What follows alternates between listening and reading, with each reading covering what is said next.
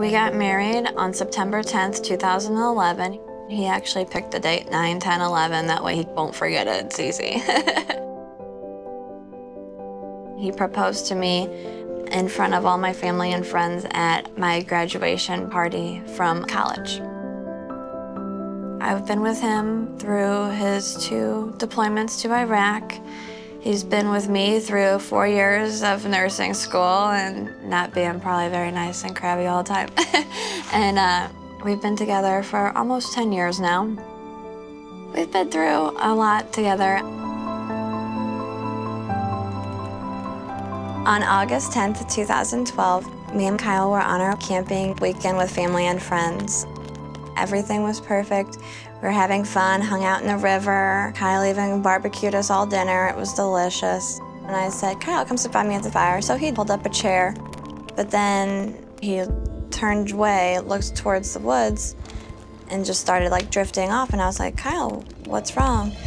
And there was no words coming out. It was just, When I looked at him, he was there, but he was not there. He was just looking straight through me. And I had him squeeze both my hands, and he had nothing on his right side. And I knew right away he had a stroke. We called 911, and of course we're in the middle of nowhere. He needed a level 1 trauma center. So they gave me 2 options, and I chose Mercy. He ended up getting airlifted. I still just couldn't even believe it happened. I thought it was a dream. When was I gonna wake up? I just never thought my 25-year-old husband would have a stroke. I just remember running into the hospital, an emotional, crazy mess, and just telling him that I'm here for my husband, Kyle Aslan. Where is he? Where is he? I was at home and the stroke pager went off, and I knew that somebody was coming to the emergency room. They were being air vac'd. Lots of things happen quickly. IVs are started, vital signs are taken, a history's taken. That all happens within 8 to 10 minutes. You look at their CAT scan, you make a decision about their CAT scan, and you talk to the patient. And that's where I met Kyle. I saw Dr. Logan first. He told us that Kyle had had a stroke. He had no hemorrhage, so we knew we were dealing, in all likelihood, with a clot in a vessel. So as soon as we knew that, by the American Heart Association guidelines, Kyle got intravenous tissue plasminogen activator, IVTPA, because we knew on examination he was paralyzed on one side, he could not talk, that he had a big stroke in his left brain. You wait a little while to see if the intravenous TPA is going to lyse that clot. Is the patient going to rapidly get better?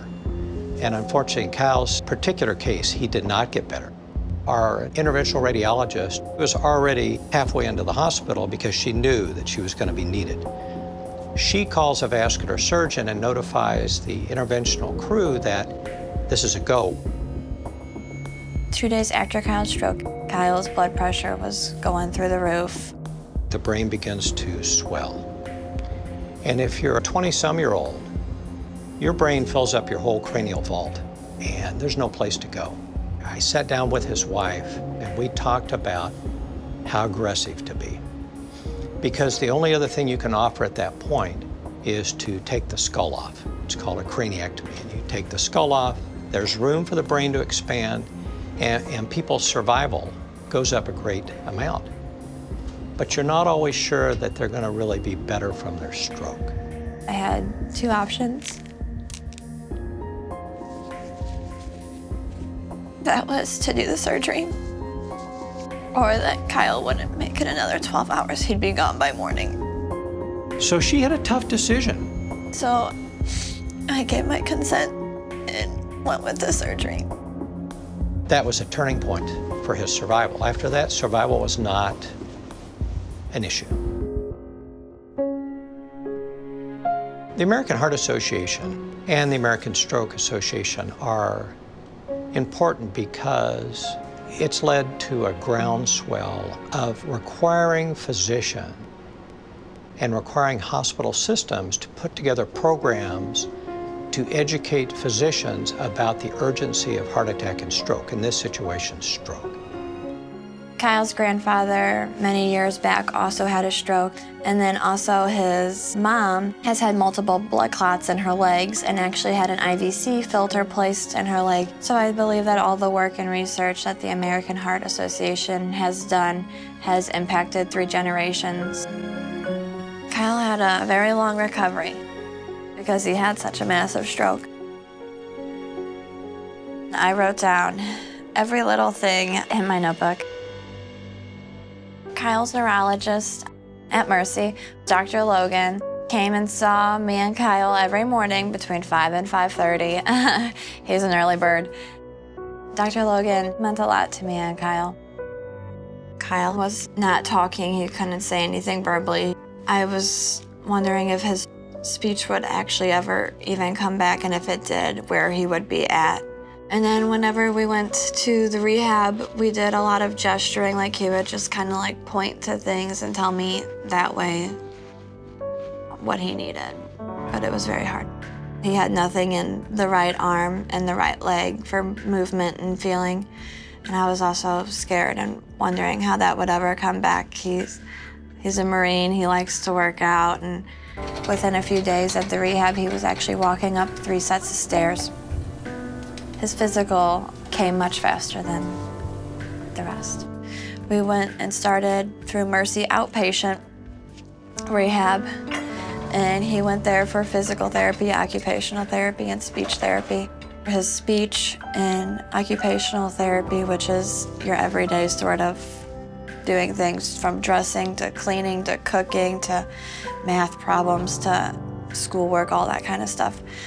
All of that in his speech was very, very hard for him. Something that somebody, just everyday thing that people take granted for is your husband.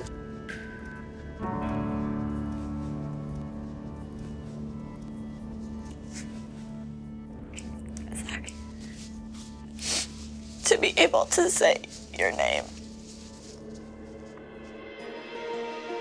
In my notebook, I wrote down a lot of negative things. So hopefully the next thing I get to write, and it will be about the American Heart Association ball that me and Kyle will be attending, and we're looking forward to it. It'll be a great time.